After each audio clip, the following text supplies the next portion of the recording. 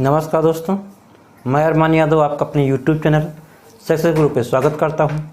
दोस्तों, पिछले वीडियो में हम लोगों ने पुर्तगालियों के बारे में पढ़ा था, यूरोपीय कंपनियों का हम लोग अध्ययन कर रहे थे। उसी क्रम में हम लोग देखते हैं कि पुर्तगाली के बाद हमारे देश में जो कौन से व्यापारी आते हैं। तो आपको पता है कि पुर्तगालियों के बाद जो है देश में आने वाले जो थे यूरोपीय, वो कौन से थे? डच थे। तो आज हम लोग डच के बारे में पढ़ेंगे। दोस्तों, यहाँ से हम लोग ऐसा करेंगे कि इतिहास से साथ साथ ज्योग्राफी भी पढ़ते रहेंगे। ये किस प्रकार से? इस प्रकार जैसे हम लोग डच के बारे में पढ़ेंगे तो डच से संबंधित जो भी ज्योग्राफिकल क्वेश्चन हमारे होंगे उसको भी हम लोग कवर करते रहेंगे। तो इस प्रकार से हिस्ट्री ज्योग्राफी के साथ चलती रहेगी। बहुत ही मजा आएगा पढ़ने में। आज हम लोग इस प्रकार से पढ़ के देखते हैं। दोस्तों, आपको पता है डच की बात करें अगर हम लोग,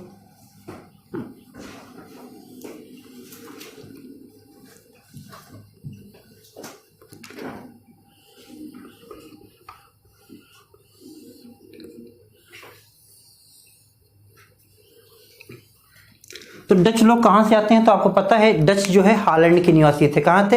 हॉलैंड के। और वर्तमान में हॉलैंड का नाम क्या है? नीदरलैंड। तो एक तो क्वेश्चन आपका यही बन गया। और नीदरलैंड समथिंग तुम्हारा यहाँ पड़ेगा, ठीक है। इस जगह तो मान ये समथिंग जगह आपकी ये पड़ेगी नीदरलैंड की। तो एक तो क्वेश्चन आपका यही हो गया कि डच लोग कहाँ के निवासी थे। तो डच लोग कहाँ के निवासी थे? हॉलैंड या नीदरलैंड के निवासी थे। अब यहां से कौन सा व्यक्ति आया, ठीक है? तो आपको पता है सबसे पहले जो आने वाला व्यक्ति था वो कॉर्नेलियस द हस्तमान, कहीं कहीं हाउटमैन लिख करके भी आता है, ठीक है। इस प्रकार से क्वेश्चन तुम्हारा पूछाता है। और ये लोग आए कहाँ? आपको पता है इधर ये क्षेत्र जो आपका है, ऐसे अगर हम लोग देखें सुमात्रा, जावा, ये इधर आपका पड़ेगा सुमात्रा, जावा, और इंडोनेशिया द्वीप समूह तुम्हारा इधर, ठीक है। ये सब पूरा तुम्हारा इंडोनेशियाई द्वीप समूह है। तो ये लोग आए किधर? इधर इंडोनेशियाई द्वीप समूह आए। आपको पता है इंडोनेशिया को मसाला द्वीपपुंज भी कहा जाता था, ठीक है। ये क्वेश्चन आता है कि सबसे पहले किधर, किस क्षेत्र में आए? तो मसाला द्वीपपुंज या इंडोनेशिया में आए। और आए कब? तो 1596 में, ठीक है। तो ये सबसे पहले यहाँ से कौन सा व्यक्ति चला?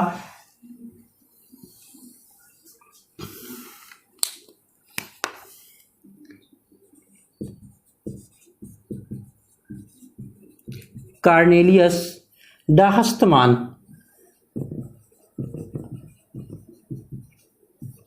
ठीक है। ये कब आया? 1596। अगर ये लिख करके ना आए तो क्या लिख करके क्या आएगा? हाउटमैन।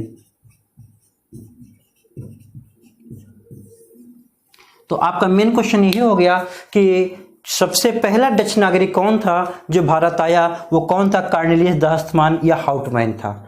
अब ये भारत जब आएगा, ठीक है, तो यहाँ पे आया कहाँ था? पूर्वी, ध्यान रखना, भारत नहीं, पूर्वी देशों में अधिकार लेकर के आएगा। 21 ईयर्स का अधिकार लेकर के आया था व्यापार करने के लिए, ठीक है, पूर्वी देशों के साथ। उसके बाद जो है ये इंडिया में आता है और यहाँ पे मछलीपट्टनम में आता है। किस प्रकार से व्यापार करता है, कैसे क्या होता है, उसको हम लोग समझते हैं यहाँ से।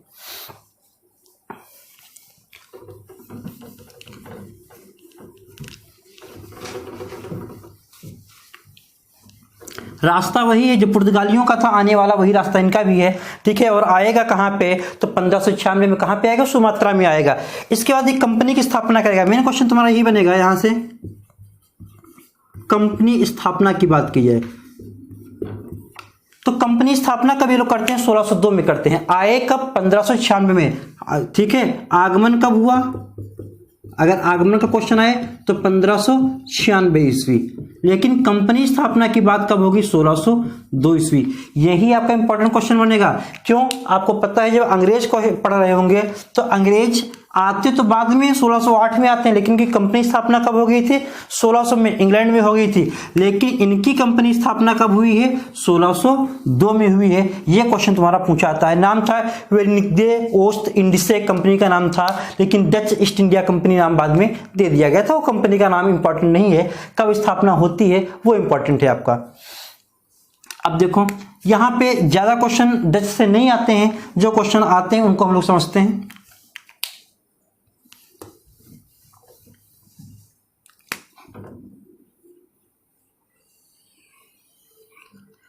अब बात की जाए कि इनकी कंपनी स्थापना में फैक्ट्री कहाँ कहाँ इन्होंने लगाई, ठीक है, क्या क्या इंपॉर्टेंट क्वेश्चन बनता है। तो सबसे बात तुम्हारी पूछा जाए कि सबसे पहले इन्होंने कहाँ पे अपनी फैक्ट्री स्थापित की, तो सबसे पहले बात कीजिए मसूलीपट्टनम, ठीक है, यहाँ पे तुम्हारा पड़ेगा आंध्र प्रदेश, ठीक है, आंध्र प्रदेश में मसूलीपट्टनम, ये इंपॉर्टेंट क्वेश्चन है कि बात की जाए कि डच लोगों ने सबसे पहले अपनी फैक्ट्री या कोठी कहाँ खोली, तो सबसे पहले कोठी कहाँ खोली, मसूलीपट्टनम में खोली, और कब खोली, 1605 में। मोस्ट इंपॉर्टेंट क्वेश्चन, पहली फैक्ट्री कहाँ खोली, तो मसूलीपट्टनम में खोली, कब खोली, तो 1605 में खोली। अब इसके बाद ये धीरे धीरे क्रमिक रूप से बढ़ेंगे, ठीक है। 1605 के बाद ये जो तुम्हारे हैं, ये जो है पुलिकट में खोलते हैं 1610। आपको पता है पुलिकट जो तुम्हारा है तमिलनाडु और आंध्र प्रदेश के बॉर्डर पे है। पुलिकट जो है तमिलनाडु और आंध्र प्रदेश की सीमा पे है पुलिकट, 1610। तो अब क्वेश्चन आए कि डच लोगों ने कि पुलिकट में अपनी फैक्ट्री कब खोली, तो कब खोली, 1610 में। पुलिकट आपका इंपॉर्टेंट है, क्यों इंपॉर्टेंट है आपको पता है, ये लोग यहां से स्वर्ण सिक्के ढालते थे। ये क्वेश्चन पूछाता है कि डच लोग अपने स्वर्ण सिक्के कहां से कहां ढालते थे, ठीक है, तो स्वर्ण सिक्के जो है पुलिकट से ढालते थे। स्वर्ण सिक्के या स्वर्ण सिक्कों के लोग कहते क्या थे, पैगोडा कहते थे। ये भी क्वेश्चन तुम्हारा आता है कि स्वर्ण सिक्के पैगोडा कहां से ढालते थे, तो स्वर्ण सिक्के पैगोडा जो है वो पुलिकट से ढालते थे। अब मोस्ट इंपॉर्टेंट क्वेश्चन है, कई बार क्वेश्चन पूछा गया है कि डच लोग अपने स्वर्ण सिक्के कहां से ढालते थे, तो कहां से ढालते थे, पुलिकट से ढालते थे। इसके बाद बढ़ते फिर कहाँ फैक्ट्री स्थापित करते हैं, तो इसके बाद सूरत आते हैं। कहाँ, आपको पता है गुजरात में ताप्ती नदी के तट पे सूरत है, तो सूरत में इसके बाद इनकी फैक्ट्री होती तीसरी, और ये समय तुम्हारा 1611 होता है, 1616 होता है। कब होता है, 1616। तो क्वेश्चन आपका पूछा जाएगा, एक क्वेश्चन मैचिंग का भी आ जाता है कि इन्होंने अपनी फैक्ट्री कहाँ पे कब खोली, तो एक तरफ फैक्ट्री स्थान लिख देगा और एक तरफ ईयर लिख देगा, मैचिंग का आ जाता है।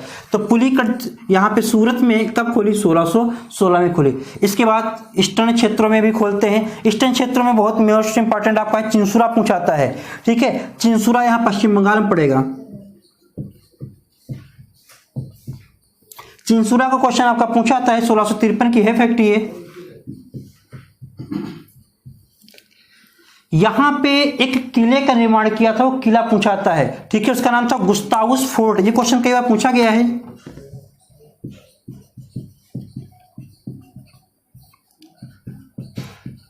मेन तो क्वेश्चन आपका यही पूछाता है गुस्तावस फोर्ट किसका था, ठीक है, तो किसका था, गुस्तावस फोर्ट किसका था, डचों का था, ठीक है। या गुस्तावस फोर्ट की स्थापना कहां पे की थी, तो कहां की थी, चिंसुरा पश्चिम बंगाल में की थी। इस प्रकार से क्वेश्चन पूछा जाता है, ठीक है। तो ध्यान रखना है, पुलिक स्वर्ण सिक्के पैगोडा की बात करें, ठीक है, तो पुलिकट, और गुस्तावस फोर्ट की बात करें तो पश्चिम बंगाल, ठीक है। इसी प्रकार से एक उड़ीसा में बालाकोट, वहां पे स्थापित करते हैं।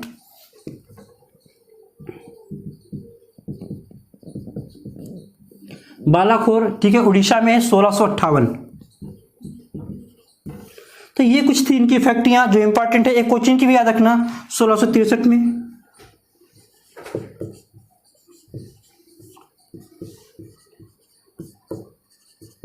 ठीक है, ये इंपॉर्टेंट कुछ आपके क्वेश्चन हैं जहां से क्वेश्चन आपके बन सकते हैं, ठीक है। सबसे पहली आपकी फैक्ट्री पूछे मसूलीपट्टनम 1605, पुलिकट पूछे तो 1610, स्वर्ण सिक्के की बात क्वेश्चन यहाँ पे आएगा, ठीक है। गुस्तावस फोर्ट की बात आएगी, चिंसुरा, और पश्चिम, कभी कभी ऐसे पूछते पश्चिमी क्षेत्र में या पश्चिमी छोर पे कौन कौन सी थी, तो पश्चिमी छोर पे आपकी मुख्यतः दो थी, एक सूरत और एक कोचीन। अक्सर कोचीन का आता है तो हम लोग पुर्तगालियों का ही लगाया करते हैं, लेकिन कभी कभी क्वेश्चन पूछ देता है कि डचों ने पश्चिमी सूरत के अलावा और कहाँ पे अपनी फैक्ट्री खोली, तो वह जगह कौन सी आपकी होगी, कोचीन होगी। इस प्रकार से क्वेश्चन आपके पूछे जाते हैं। फिर देखो यहाँ पे एक लड़ाई तुम्हारी होती है, ठीक है, उसका नाम था कुलाचल की लड़ाई। इसको लड़ाई को देख लेते हैं, क्वेश्चन इंपॉर्टेंट है, यहाँ से पूछ सकता है कि कुलाचल की लड़ाई कब लड़ी गई। दो युद्ध आपके फेमस है डचों के, एक कुलाचल की लड़ाई है और एक विदारा का युद्ध है। ये दो मोस्ट इंपॉर्टेंट आपके युद्ध हैं जो पेपर में पूछे जाते हैं। देखो सबसे पहले कुलाचल की लड़ाई को हम लोग देखते हैं।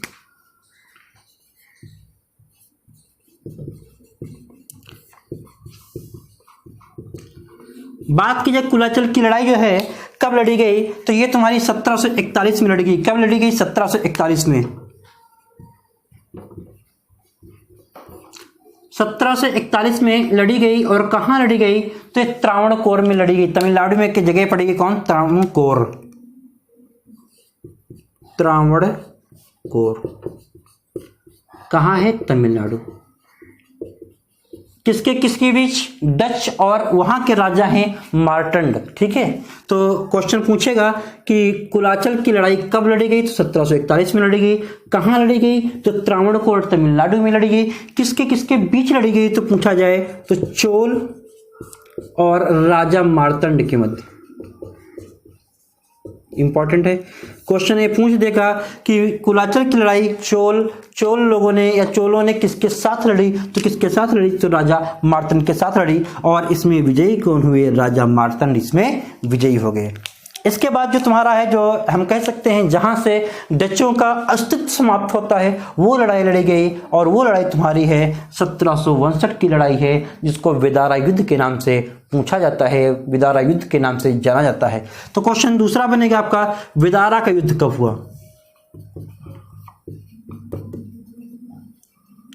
तो विदारा के युद्ध की बात की जाए तो 1762 डच और अंग्रेज किसके किसके बीच?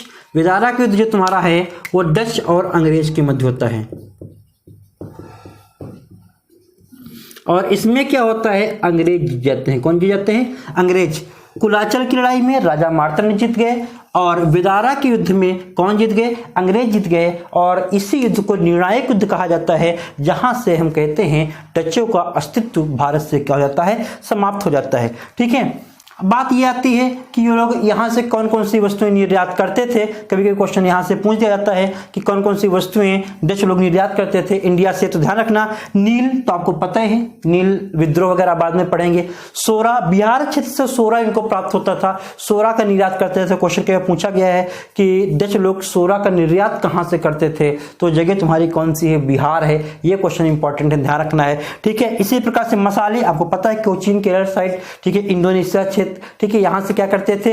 ये मसालों का निर्यात करते थे। कच्चा रेशम, सीसा, अफीम, इन क्षेत्रों का निर्यात जो है डच लोग भारत से करते थे। ठीक है, तो इस प्रकार से ये थे हमारे कुछ इंपॉर्टेंट क्वेश्चन जो डचों के थे।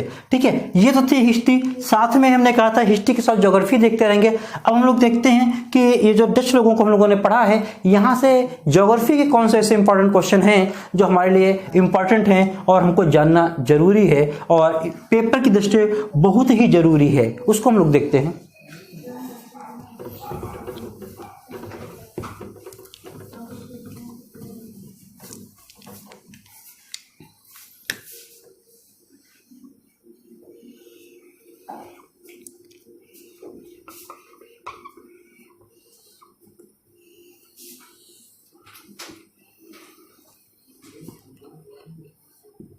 आप लोगों को पता है ये आपका इंडियन ओशियन है, क्या है? हिंद महासागर।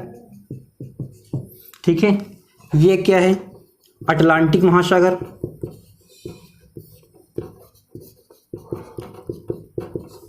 अब हम लोग कोशिश यही किया करेंगे कि जो भी क्वेश्चन हम लोग हिस्ट्री के पढ़ें, वहाँ के जो ज्योग्राफी के क्वेश्चन हमारे क्लियर होते हैं, ठीक है, जो इंपॉर्टेंट है उनको भी हम लोग क्लियर करते चलेंगे साथ ही में। और ये अभी हमने कहा था यहाँ पे हमारा क्या पड़ेगा? नीदरलैंड पड़ेगा।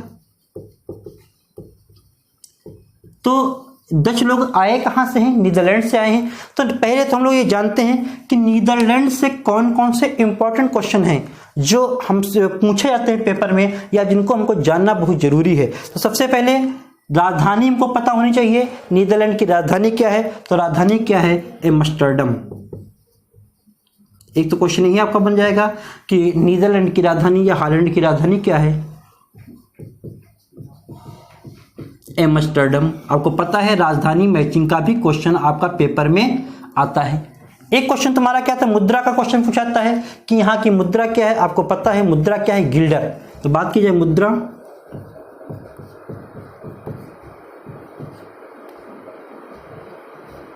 मुद्रा कौन सी है? गिल्डर। ठीक है, ये इंपॉर्टेंट क्वेश्चन। ठीक है, यहां पे आपको पता होना चाहिए ये जो आपका जो नीदरलैंड है आपका, ये समुद्र तल से भी नीचा कहा जाता है। ठीक है, यहाँ पे क्या है? बहुत सा क्षेत्र ऐसा है जो जहाँ पानी है, ठीक है, उस समुद्र से नीचे तुम्हारा है, तो वहाँ पे ये जो नीदरलैंड के लोग हैं वो मिट्टी को डाल करके है, या हम ये कह सकते हैं कि जैसे मान लो एक क्षेत्र तुम्हारा है, मान लो यहाँ पे उथला भाग है, ठीक है, यहाँ पे पानी है, तो ये लोग क्या करते हैं, यहाँ पे तट बांध दिया और फिर इसका भरान करते करते यहाँ पे क्या कर लेते हैं, मिट्टी को प्राप्त कर लेते हैं, या रहने योग्य भूमि को, कृषि योग्य भूमि को प्राप्त कर लेते हैं। यहाँ से क्वेश्चन, 2 क्वेश्चन पूछे जाते हैं, उनको हम लोग क्लियर करते हैं किस प्रकार से क्वेश्चन आते हैं। एक क्वेश्चन तुम्हारा पूछा था डाइक किसे कहते हैं, और एक कहते हैं पोल्डर लैंड किसे कहते हैं। ध्यान देना दोस्तों, ठीक है, डाइक और पोल्डर लैंड, ये क्वेश्चन आपके दोनों इंपॉर्टेंट हैं जो पेपर में आपके पूछे जाते हैं। डाइक किसे कहते हैं, ठीक है, तो यहाँ पे क्या होता है, कृषि योग्य भूमि प्राप्त करने के लिए, क्या कृषि योग्य भूमि, अभी वही हमने बताया कि जैसे मान लो क्षेत्र तुम्हारा है, ठीक है, यहाँ पानी है, तो कृषि योग्य भूमि प्राप्त करने के लिए लोग क्या करते हैं, यहाँ पे मजबूत दीवार उठा दिया कि अरे ऐसे एग्जाम्पल समझ लो, जैसे आपके घर के सामने तालाब है, ठीक है, या खेत के पास तालाब है, तो तुम लोग क्या करते हो, सब लोग डाल के मिट्टी डाल के कूड़ा उसको तालाब को क्या कर देते हो, आधा, अरे यहाँ नाव में तो बिल्डिंगें बनी हुई हैं सब, यहाँ पे देखो, ठीक है, तो क्योटा तालाब फेमस रहा है, वहाँ पर देखो बिल्डिंग सब बन रही है, कैसे, इसी प्रकार से भरान करा करके, ठीक है। तो ये लोग भी क्या करते हैं कि पहले एक मजबूत क्या किया, दीवार उठा दी, ठीक है, उसके बाद उसको क्या करते हैं, धीरे धीरे उसमें मिट्टी डालते रहते हैं और कृषि योग्य भूमि को प्राप्त कर लेते हैं। तो जो मजबूत दीवार उठाते हैं इसको डाइक बोलते हैं, क्या बोलते हैं, डाइक बोलते हैं, और जो इससे कृषि योग्य भूमि को प्राप्त किया उसको क्या बोलते हैं, पोल्डर लैंड बोलते हैं। ध्यान रखना है दोस्तों इस बात को। एक क्वेश्चन और तुम्हारा पूछा आता है कि ध्यान रखना है, ये यहाँ पे राइन नदी का क्वेश्चन आता है, तो यही तुम्हारा है, ठीक है। एक बंदरगाह पूछा जाता है यहाँ का जो नीदरलैंड का है, रॉटरडम, क्वेश्चन आता है रॉटरडम से, बंदरगाह।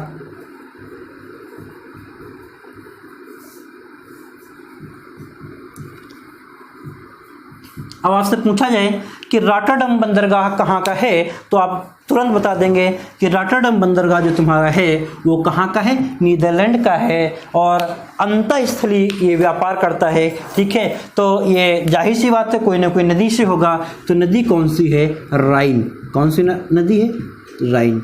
तो आपसे क्वेश्चन ऐसे ही पूछ सकता है कि रॉटरडम बंदरगाह किस नदी के मुहाने पे है, तो रॉटरडम बंदरगाह राइन नदी के मुहाने पे है। राइन नदी कहाँ की है, तो कहाँ की है, नीदरलैंड की है, ठीक है। इस प्रकार से क्वेश्चन आपके बनेंगे, ठीक है। इसी प्रकार से आपको ये भी पता होना चाहिए करंट का क्वेश्चन, ठीक है। हम लोग देख लेते हैं कि बात करें अगर इच्छा मृत्यु की, आपको पता होना चाहिए कि आपको जीने का तो अधिकार है लेकिन मरने का अधिकार नहीं है। आप चाहो कि हम फांसी लगा लें, सुसाइड कर लें, अगर चल निपट गए तो निपट गए, अगर बच गए तो आपको इसके लिए क्या सजा भी हो सकती है क्या होगी, ठीक है। तो ध्यान रखना। तो लेकिन बात की जाए इच्छा मृत्यु की, तो पहला देश कौन है जिसने इच्छा मृत्यु दिया है, तो वो तुम्हारा कौन है, नीदरलैंड है। तो ये क्वेश्चन पूछ सकता है कि इच्छा मृत्यु देने वाला पहला देश कौन सा है, तो इच्छा मृत्यु देने वाला पहला देश कौन सा है, नीदरलैंड। कि आप अपनी इच्छा से मर सकते हैं, ठीक है। इच्छा मृत्यु किसने दिया, वो देश कौन है पहला, तो कौन है, नीदरलैंड है। ये क्वेश्चन आपका इंपॉर्टेंट है, ठीक है, पूछा जा सकता है पेपर में, ठीक है। इसी प्रकार से सरकारी दस्तावेज की बात की जाए नीदरलैंड की, ये इंपॉर्टेंट क्वेश्चन है। सारे क्वेश्चन हम लोग नीदरलैंड के देख लेंगे। तो जो सरकारी दस्तावेज होता है वहाँ का, ठीक है, उसको बोलते हैं ऑरेंज बुक, ठीक है। क्वेश्चन ऑरेंज बुक, ये भी क्वेश्चन पूछ सकता है कि नीदरलैंड का सरकारी दस्तावेज किस नाम से, किसे कहा जाता है, तो या कौन है, तो ऑरेंज दस्तावेज कहा जाता है। या ऑरेंज दस्तावेज कहाँ का है, किस देश से संबंधित है, तो ऑरेंज दस्तावेज जो तुम्हारा है वो किससे संबंधित है, नीदरलैंड से संबंधित है। और भी कई सारे क्वेश्चन है नीदरलैंड के, उनको हम लोग देखते हैं। नीदरलैंड से क्वेश्चन आपका ये भी बन सकता है, आपको पता है कि अंतर्राष्ट्रीय न्यायालय की बात की जाए, ठीक है, अंतर्राष्ट्रीय न्यायालय का मुख्यालय कहाँ है, क्वेश्चन है तुम्हारा पूछा गया है। ये शायद यूपीटेट में क्वेश्चन आया हुआ था, अन्य भी एग्जाम में कई बार पूछा गया है, ठीक है। तो यहाँ से क्वेश्चन बन सकता है अंतर्राष्ट्रीय न्यायालय का मुख्यालय कहाँ है, तो अंतर्राष्ट्रीय न्यायालय का मुख्यालय जो है कहाँ है, द हेग, कहाँ है, द हेग। तो द हेग कहाँ है? तो द हेग कहाँ है? तुम्हारा नीदरलैंड में है। आपको पता होना चाहिए इसकी स्थापना जो थी वो 1946 में हुई थी। 3 अप्रैल 1946 में हुई थी स्थापना किसकी? अंतर्राष्ट्रीय न्यायालय की। चाहिए पे देख लो।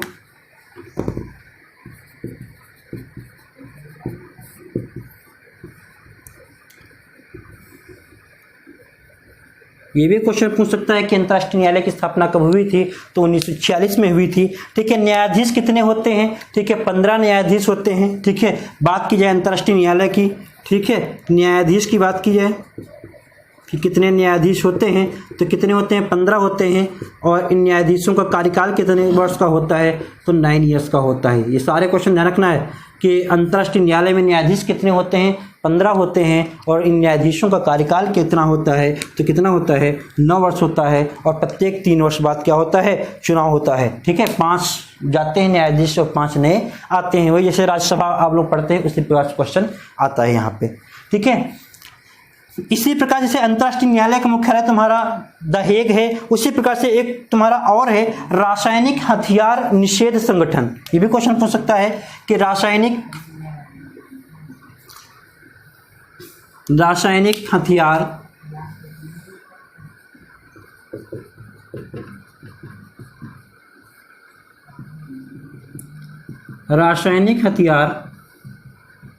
निषेध संगठन। अब ये क्वेश्चन है कि रासायनिक हथियार निषेध संगठन का मुख्यालय कहाँ है? तो कहाँ है? तो द हेग है। कहाँ है?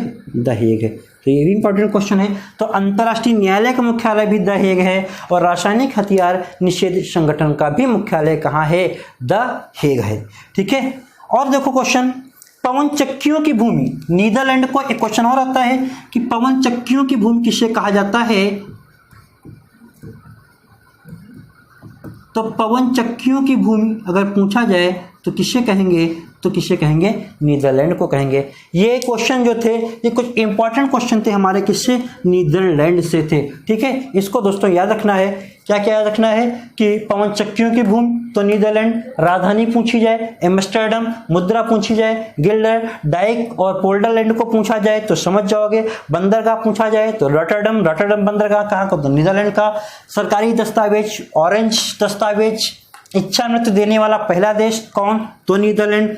अंतर्राष्ट्रीय न्यायालय का मुख्यालय कहाँ है? तो द हेग है। ठीक है, रासायनिक हथियार निषेध संगठन का मुख्यालय कहाँ है? तो द हेग है। ठीक है, अंतर्राष्ट्रीय न्यायालय मुख्यालय या अंतर्राष्ट्रीय न्यायालय जो है उसकी स्थापना कब हुई? तो 3 अप्रैल 1946 को हुई। ठीक है, न्यायाधीश कितने होते हैं? 15 होते हैं। कार्यकाल मोस्ट इंपॉर्टेंट है, तो न्यायाधीशों का कार्यकाल कितने वर्ष होता है? 9 वर्ष होता है।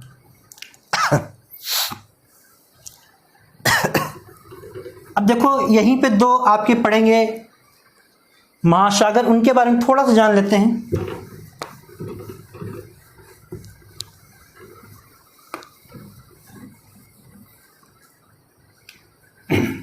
देखो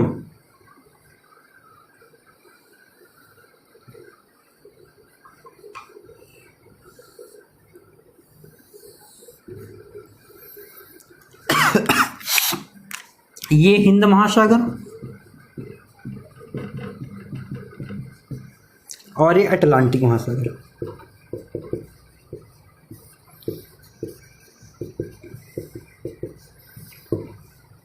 अगर बात की जाए महासागर की तो आपको पता है कि इसको क्यों पढ़ रहे हैं, क्योंकि ये हम पढ़ने में हिस्ट्री में आया है, इसलिए इसको देखते हैं हम लोग।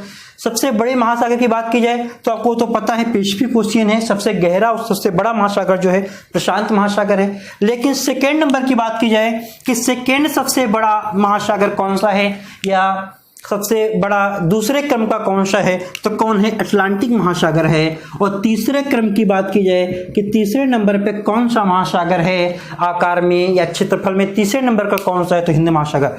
सबसे बड़ा प्रशांत महासागर, दूसरे नंबर पे अटलांटिक महासागर, तीसरे नंबर पे हिंद महासागर आता है। ठीक है, 5 महासागर हैं, चौथे पे पता है ठीक है अंटार्कटिका, चौथे पे 5वें पे क्या हो जाता है? आर्कटिक। क्षेत्रफल की बात करते हैं हम लोग।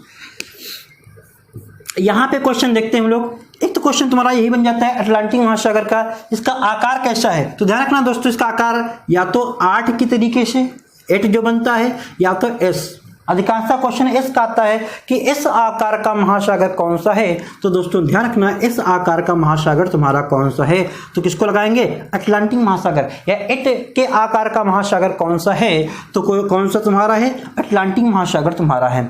ठीक है, एक क्वेश्चन और देखना यहाँ पे। अच्छा, कभी दिमाग में तुम्हारे ये नहीं आया कि महासागर तुम्हारे हैं 5 हैं, तो कहीं कहीं 4 का उल्लेख है, 5 तुम्हारा हुआ।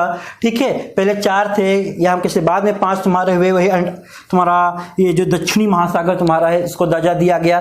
तो ये दर्जा देता कौन है, आखिर कोई ना कोई तो होगा जो इनको दर्जा देता है महासागरों को। तो ध्यान रखना, ये इंपॉर्टेंट क्वेश्चन है, पूछ सकता है कि महासागर का दर्जा कौन सी संस्था देती है, वो क्वेश्चन हम लोग देख लेंगे। तो संस्था है अंतर्राष्ट्रीय जल सर्वेक्षण संगठन।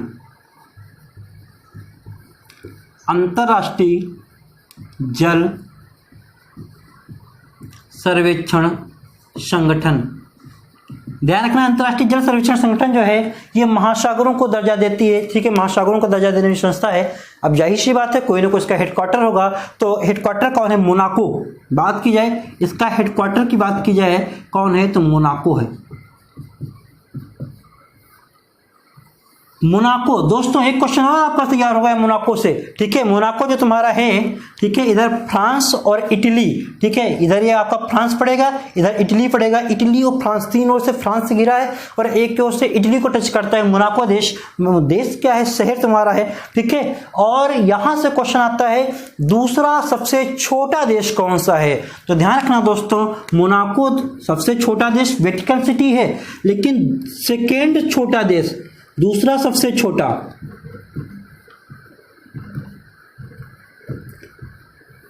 ध्यान रखना दोस्तों, दूसरा सबसे छोटे देश की बात की जाए तो दूसरा सबसे छोटा देश तुम्हारा कौन सा है, मोनाको है। और सबसे छोटा देश तुम्हारा कौन सा है, तो कौन सा है, वेटिकन सिटी है, जो इटली के पास तुम्हारा है।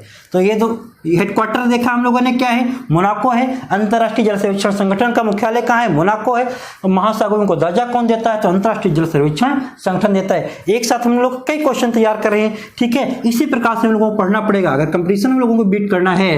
अब तो सीटी भी आ गया तुम्हारा। ठीक है, तो सब कुछ तो पढ़ना है। ठीक है, तो अंतर्राष्ट्रीय जल सर्वेक्षण संगठन का मुख्यालय आपको ध्यान रखना है। उससे ज्यादा ध्यान रखने वाला क्या है, दूसरा सबसे छोटा देश, क्योंकि क्वेश्चन की प्रकृति चेंज हो रही है, आप लोगों को पता है। अब पहला और अंतिम नहीं पूछते हैं, अब क्या पूछ देते हैं कि निम्न में से कौन, तो वो कहो ऑप्शन ही ना दे, पहले और नंबर वाले को, आखिरी नंबर वाले को। तो आपको और भी क्वेश्चन यहाँ पे ध्यान रखने हैं। ठीक है, अब ध्यान रखना है क्वेश्चन, एक और क्वेश्चन पूछ जाता है कि जो महासागर हैं इनका सबसे कह सकते हैं कि गहरा स्थल, गर्त जिसको बोलते हैं गर्त, ठीक है, ट्रेंच बोलते हैं, खाई बोलते हैं। तो हिंद महासागर का सबसे गहरा पॉइंट कौन सा है या कौन सी गर्त है, ये क्वेश्चन पूछ सकता है। तो सबसे गहरा पॉइंट जो है हिंद महासागर का वो सुंडा है। ठीक है, हिंद महासागर की बात की जाए कि हिंद महासागर का सबसे गहरा गर्त कौन सा है, तो हिंद महासागर का गहरा गर्त कौन सा है, शायद दिखाई नहीं पड़े, तो सुंडा। ध्यान रखना दोस्तों, हिंद महासागर की बात की जाए कि हिंद महासागर का सबसे गहरा गर्त कौन सा है, सुंडा ट्रेंच या सुंडा गर्त कहेंगे। और इसी प्रकार से ये क्वेश्चन आए आपका कि अटलांटिक महासागर का सबसे गहरा गर्त कौन सा है, तो कौन सा, प्यूर्टो रिको गर्त। अटलांटिक महासागर का गहरा गर्त,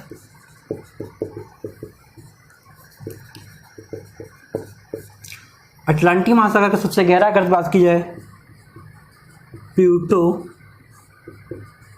रिको गर्त।